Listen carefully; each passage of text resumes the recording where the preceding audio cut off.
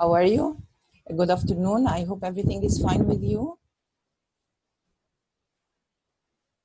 No, Jeffrey, it's okay if you keep your video on. It's okay. No problem with it. You are most welcome. Today we are going to speak about the highlights of online interaction in the new CEFR revisions in time of crisis. As you know that many people are already working online nowadays. So it would be great if we take a look at the CEFR revisions, new CEFR revisions, which took place by the end of 2017 and 2018. Let's take a look first at a short interactive activity before we get into the idea of discussing the new CEFR revisions. Take a look at this. Take a look at this slide. This is a lesson from a book. Would you kindly tell me what is the main objective of this lesson and which skill does it practice?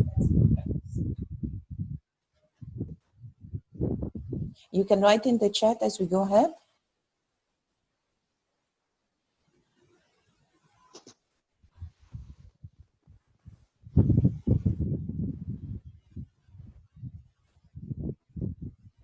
Well, what is the main objective? What is the main objective of this lesson, main objective? And what is the skill that it works on? Yes, it's possible. Yes, if you can write to me, I can send you the recording, or I can put it on the link on the account or the page later on. Yes, any answers?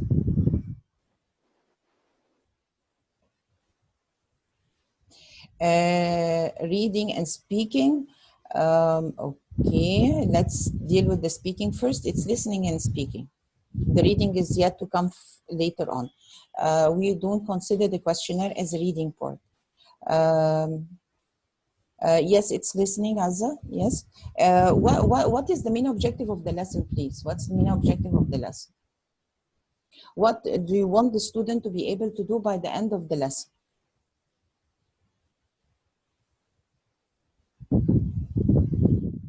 Yes. Yalla, be brave enough. Get on the chat and tell us what is the main objective of the lesson.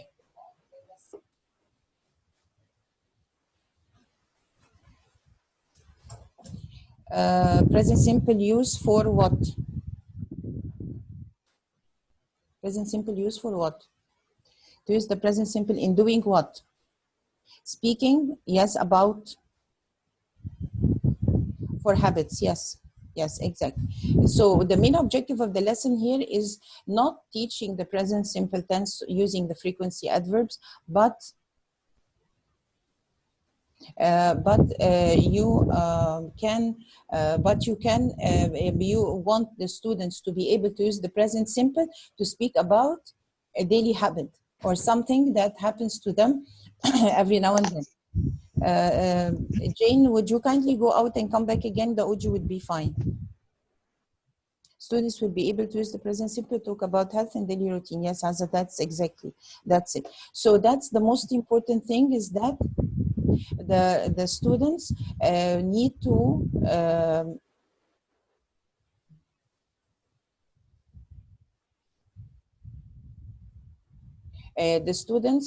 to be able here, yeah, the main objective of the lesson is to use the present simple tense with the frequency adverbs in order to be able to speak about daily routine. So the main objective here is practicing the skill of speaking through an item which has already been taught before. Take a look at this one, this other slide. What can be the objective of this lesson? Main objective.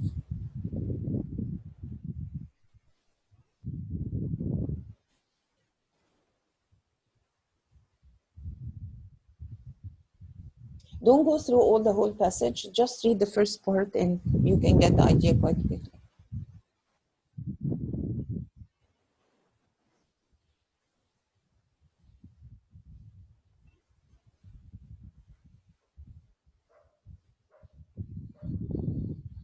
Yes, any ideas?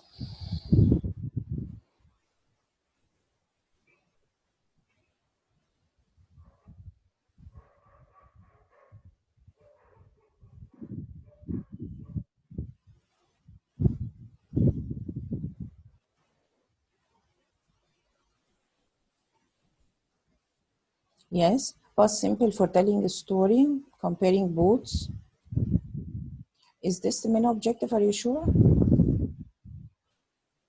What can it be used for? It can be used for the practicing the past simple. It can be an objective. It can be used for introducing new vocabulary. It can be used for developing the reading skill itself. So here again, for each lesson, we have to have a main objective, and this objective has to be linked to a skill in, if not to the 4 skills of teaching the language. And this is one of the main objectives of the CEFR. When they started setting the CEFR, they set an aim for it. And what is the aim of the CEFR? The aim of the CEFR is to be used as a tool to assist the planning of curriculum, courses, and examinations by working backwards from what the users or the learners need to be able to do in the language. This is the most important thing, need to be able to do. So when we set a curriculum, we have, or a course, we have to keep in mind, what do we want to use, what do we want our students to be able to do or to be able to practice by the end of this course or this curriculum. This is the most important thing. That's why the CEFR is considered one of the most important tools for doing this. In the past, when the CEFR was set for the first time at the beginning of 2001, it was set mainly for exams, and it was set by the Council of Europe, and it was set mainly to decide the levels of different kinds of students in order to be able to join different scholarships or courses around Europe especially. And they have divided it, as you already know, into 6 skills, A1, A2, B1, B2, C1, C2, in other words, basic speaker, independent speaker, and proficient speaker. But by the end of 2017 and 2018, they issued a new version of the CEFR, and they called it the companion volume of the CEFR, new revisions of the new companion volume. And in it, they have changed the idea of the CEFR and how to be used by teachers as a whole. As you already know, that the word CEFR refers to the Common European Framework of Reference for Languages. And by the way, this is not used only for the English language, but it's used for all the European languages as well. So what did they do in the past with the CEFR? When they set the CEFR, they have divided it into the 6 skills that we agreed upon, and they have set descriptors for each skill to tell us what would the student be able to do concerning the 4 skills of the language: listening, speaking, reading, and writing, through each one of these skills. But they never gave us details of how the teachers can use these skills or these descriptors in order to assess their own students and be able to practice setting curricula and courses. So with the new revisions, they have set the descriptors in different way. They added more description, the details. What did they do? Instead of just referring to the 4 skills of the language: listening, speaking, reading, and writing, they divided it into this 4. They gave it an overall language a title of an overall language proficiency. They divided it into 4 categories. The first one, general competencies, communicative language competencies, communicative language activities, and communicative language strategies. I'm sorry, one of the attendees is having the mic on. Would you kindly mute yourself?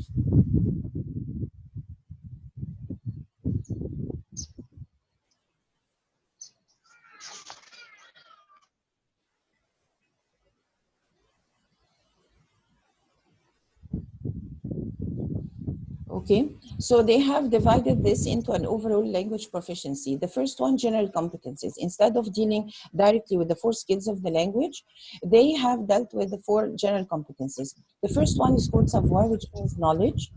What is the kind of knowledge that you are going to allow students to learn? Are you going to teach them today new vocabulary, new grammar, What kind of knowledge are you going to give to your own students? That's called savoir. Excuse me, kindly mute yourselves, please.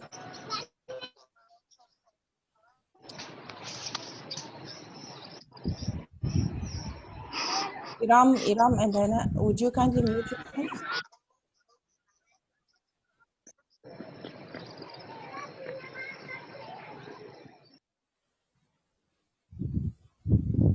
I'm sorry for the interruption. The general competencies, savoir, we said means knowledge. What kind of knowledge are you going to introduce to your own students? The second one, if you are going to give them the new knowledge, let's say you are teaching them new vocabulary today, how are you going to help them through the book or worksheets to practice such new vocabulary? You are going to give them exercises. This is called savoir-faire. And then what are you, they have practiced using the vocabulary. You are sure now that they know the new vocabulary, they realize it and they grasped it. How are they going to use it to speak about a general idea? Let's say, for example, it's about pollution, about COVID-19 that we are dealing with nowadays. They are going to speak about about their school, for example, if they are much younger, going to the zoo, general topics. And then how you can personalize, help them if they have already functioned using this vocabulary in speaking about general topics. How can they personalize it? For example, if you are going to introduce the idea of pollution, for example, for them, they are going to speak about pollution in their own city, in their own area, in the neighborhood. What do they think of the future? What do they think should be the solution for this idea problem, and so on? So these are the four categories, the very first four categories that they introduced, instead of just dealing with the four skills of the language. And then how are these going to be done? Of course, through communicative language competencies. In other words, linguistic competency means that we have to introduce to them the grammar, which they can use together with the vocabulary in order to be able to speak about different topics, in order to function using the language and develop the usage of the language. And then when they know the vocabulary and they know the grammar, they will be able to speak about socio-linguistic topics. They are going to use that grammar with the vocabulary in order to speak about general social topics, as I have mentioned, the idea of pollution and so on. And then finally, pragmatic means to personalize things. And then how are these going to be done? They are going to be done not only through the four skills of the language, but they have already added interaction and mediation. They, instead of just setting the four skills, listening, speaking, reading, writing, they have gathered them into receptive skills and productive skills. Receptive skills means, which ones do I mean? The receptive skills, the listening and the reading. And the productive skills are the speaking and the writing. And I'm going to come to this right away. And then they have stressed the importance of interaction and how to use different interactive activities inside the class, especially through group work and pair work, in order to help the students to function using the new knowledge and develop the usage, or the real usage of the language, as we say, real language use. And then how is this going to be done? Through mediation. I'm going to come to mediation right away. And the last one, strategies, means the different methodologies of teaching the language. Let's take a look how they dealt with the receptive activities. With the receptive activities, they have given ideas to the teachers, detailed ideas to the teachers concerning the listening and the reading, what kind of different interactive ideas that they can use in class in order to be able to help the students to practice listening and then to be able to speak about what they have listened to. Because time is running short with me, I have to cut some details. So if you can take a look quite quickly over here, for example, a kind of listening, they listen to an interaction between two persons, listening as a member of live audience, someone is giving an open talk, announcements and instructions. It depends on the kind of lesson that you are dealing with. For example, you would like to teach them the difference between the modal verbs must, have to, shall, should, and so on. You can give a kind of listening that deals with announcements and instructions. And the other one, for example, listening to radio and media recordings. For example, they can listen to TEDx talks and so on. And then the same thing, they have given other ideas again. for the mediation.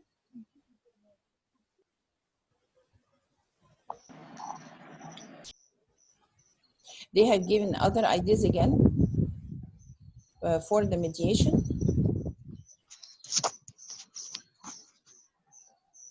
Hannah, would you kindly mute yourself, please? Hannah, would you kindly mute yourself? Your mic is making a lot of noise.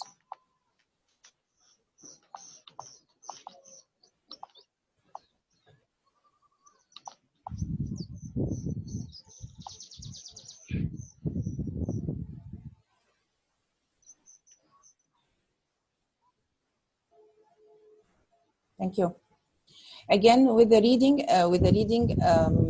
comprehension, again, they have introduced a number of ideas. So they give you a wide scope of ideas so that you as a teacher, you can reflect on your own curriculum and your own lessons and see what is suitable for your own lessons. And so you would be able to use a variety of activities with your own students in order to help them to develop the usage of the language. The most important thing here about this whole idea, it's not that we just give a lesson in the traditional way. You go inside the class, we just teach vocabulary or the grammar, do some practical exercises, and that's it. The idea is that how they are going to function using the vocabulary, function using the grammar use, and how to mix both of them in order to be able to speak about different topics. And on the long run, of course, this is going to affect their own writing skill on the long run. And they have introduced again here different kinds of ideas or methodologies that can be used and strategies that can be used in class. With the productive activities, they have done the same.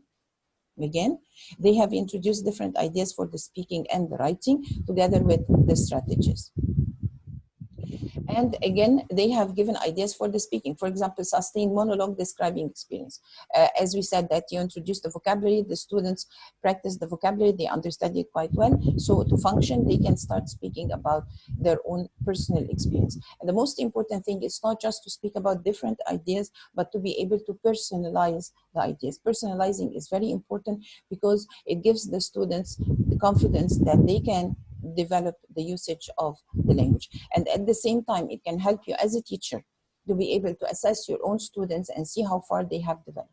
And you can put different kinds of criteria for your own students right from the very beginning, telling them how are you going to assess them.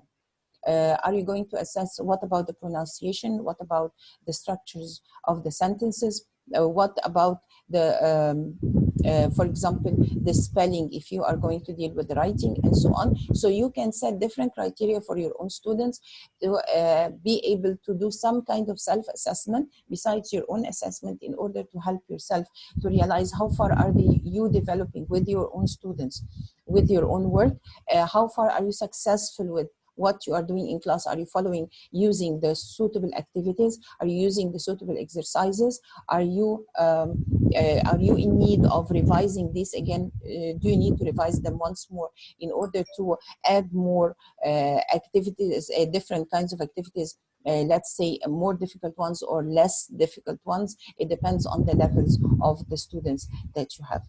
And again, we get to the most important point here, one of the most important points, which is the interaction activities. Again, they give you an array of different kinds of activities that have to do with all the different kinds of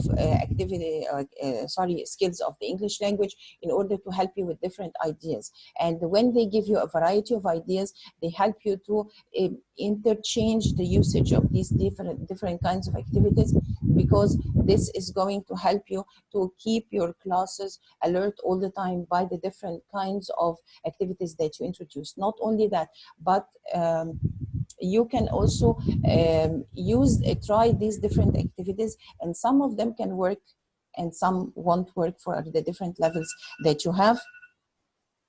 And sometimes after some time, if the students move from one level to the other, you can add different kinds of activities and so on. So that's the most interesting thing about the new revisions of the CEFR, that they give you a wide scope of your work as a teacher and how you can plan it. Not only that, but they have introduced the idea of online interaction. We are going to get to it right away now. This is the idea of the mediation again, which they discussed. Mediation means medium. What kind of medium are you going to use to introduce your lesson to your own students? Are you going to use a conversation?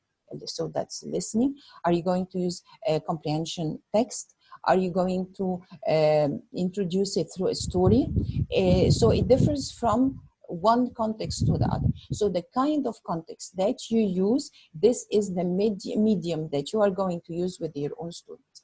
And they have stressed, they have given you again a variety of media that you can use over here. And not only that, they have stressed something which is very important, mediating concepts. Means that the students have to be able to understand the main idea behind the lesson that you are working on, and they would be able to discuss it in group work or pair work, which is very important, as you can see over here, and present this through different ways. They can present it through a chart, they can present it through PowerPoint presentation, they can do some kind of drawing, they can put main points, you can help them to use different graphic organizers, you can help them to use thinking maps, so you can help them to use different kinds of formats for presentation. So they are what they understood through the medium that you introduced over here, they are going to present it or express it through different formats of presentation,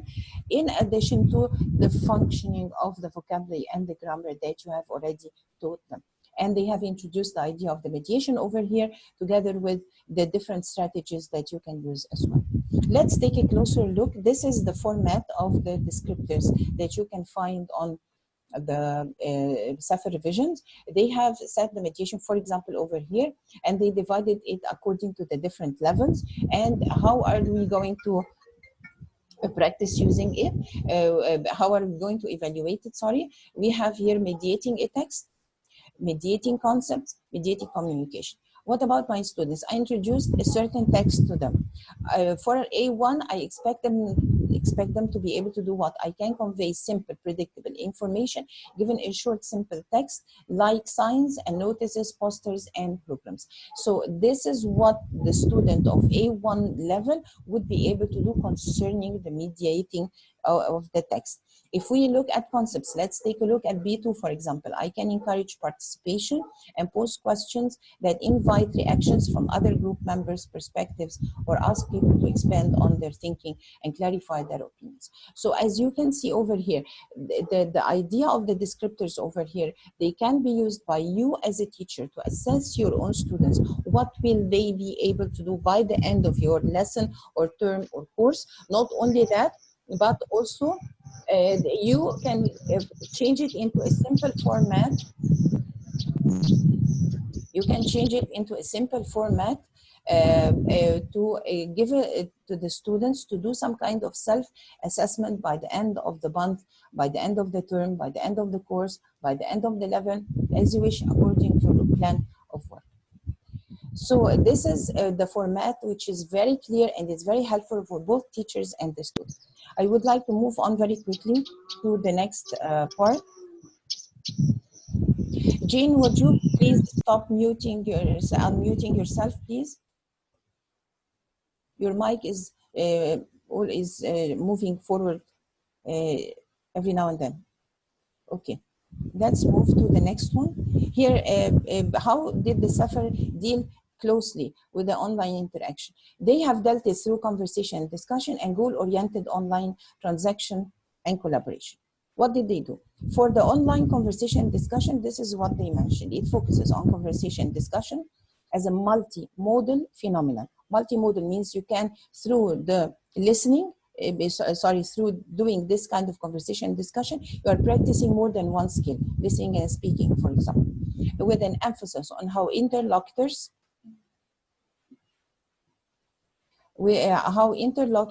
communicate online to handle both serious issues and social exchanges in an open-ended way. So here you give your students this chance to listen and to discuss, and to be able to discuss speak about the concept that they understood from the listening or the conversation. And so they are going to practice using the vocabulary and the grammar, and at the same time interact in the form of um, in the form of um, in the form of different kinds of presentations. That's concerning the conversation and the discussion. Sorry. This is how it looks like on the CEFR, inside the CEFR book. They have divided it into online interaction, that's the main topic, online conversation discussion, and they give you a description of each level. What would the students be able to do for each level? And what kind of online interaction are you going to do? Is it going to be personal? They are going to speak to a person that they know, or they are going to speak to someone speaking about personally about something. Public, is it public person speaking public? Is it about occupational? Is it educational? Different kinds of listening that can be done on online. So here, when you know what the students will be able to do, you will be able to set the objectives of your own lessons, the main objectives of your own lessons, and decide which language skills are you going to use to help your students to develop. And they have discussed here, as I said, the part of the conversation and the discussion. They have also discussed the point of goal-oriented online transactions and collaboration. This skill focuses on the potentially collaborative nature of online interaction and transactions that have specific goals as a regular feature of contemporary life. So again, what do they mean by this? They mean that you have to personalize the information that you are introducing to the students. They have to speak about themselves, which is really important. Notice the very first lessons that the young students start learning in the cages, for example. What are these? What are the very first 5 lessons that the students deal with in the KG as soon as they start learning the language? My family, my school or my class, my things, my toys, and the things I like. So here they start with personalizing things for the children, because the children would like to speak about themselves. It's the same thing. When the students go up with the learning of the language, and especially when we get onto the adults as well, we find that they are learning the language for what? To be able to speak. And when they speak, they are going to express themselves. So personalizing things. So it is very, very important that we set apart in our for our classes, that we set this part of personalizing the information. And for example, we when we divide our lesson into the part that we are going to explain what any kind of strategy that you are going to follow, you are going to explain the lesson, do some practical work, and then start getting them right away into the idea of speaking about the topic, functionalizing the new information that you gave them, which is the real benefit of the lessons that you can give your own students. The CEFR have already done something which is really nice as well.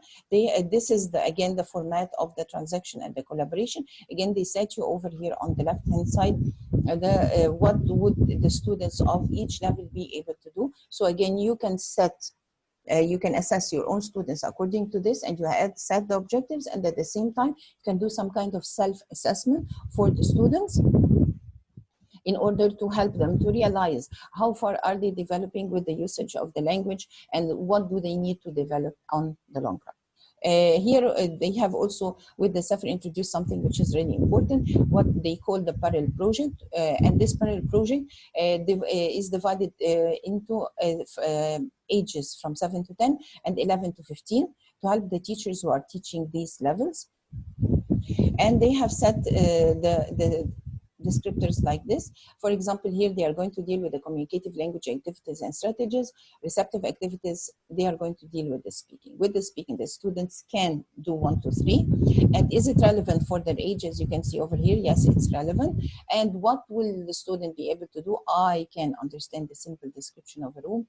I can understand the very simple description of an object. I can follow a story if I listen and look at it several times. So see, this can be kind of self-assessment for the students, and it can be a kind of assessment for you as well, a kind of check-in list for yourself in order to see how far your students are developing with the usage of the language.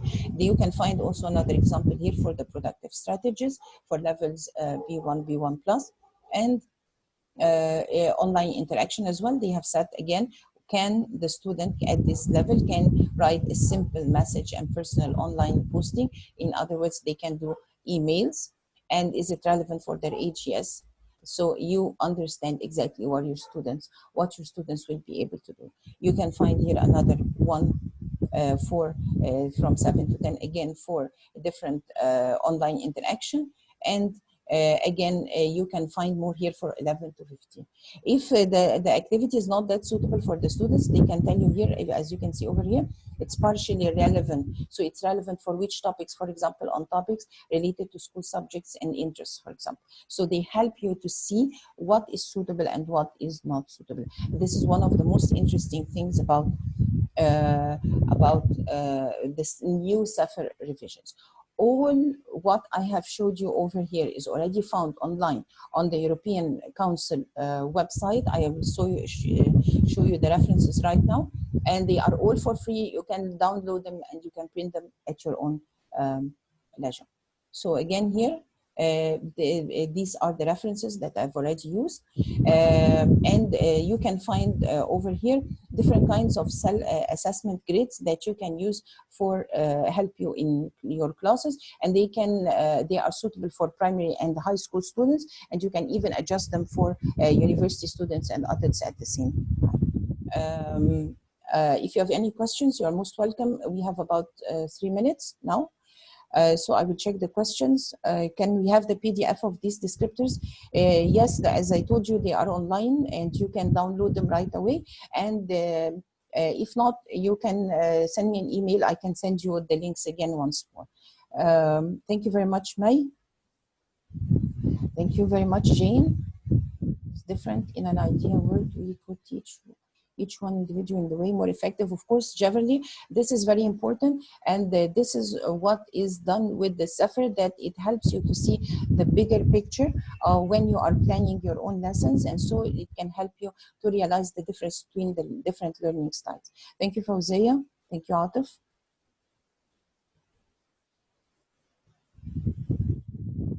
Thank you very much, Beverly, again. Unfortunately, Fatma, there is no certificate. Iram, there is no certificate. If you have any questions, you are most welcome. Language proficiency skills checklist, please. Thank you, Alan from Malaysia here. Hello, Alan. Atif, I can't understand what you mean. Language proficiency checklist. Thank you, Azza. It has been a pleasure having you with us.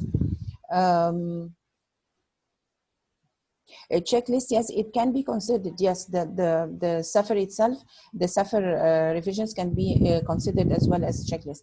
I'm sorry, I forgot to tell you something very important, that they have, when they revise the CEFR, instead of having 6 levels only, because some teachers said that sometimes the students don't fit in with A1 or A2, they added pre-A1, A1, A1 plus, A2, A2 plus, B1, B1 plus, B2, B2 plus. Before we leave, I would like to tell you about our upcoming webinars. We have 2 upcoming webinars, one on next Tuesday and the other on next Saturday. And these are the links. And again, I have already posted the links on the account and the page. And this is the integrated language, English language teaching course. We have 2 rounds. One is going to start at the beginning on the 15th of May, and the other is going to start at the beginning of June. And you can find the details of the courses over here. Yes, Atif, you can do this. Thank you very much, Jefferly. And this is my email and the Facebook account page. You can write to me at any time if you have any questions, or you need any help. And the blog over here. Also, you can find different kinds of teaching ideas gathered from different conferences, international conferences.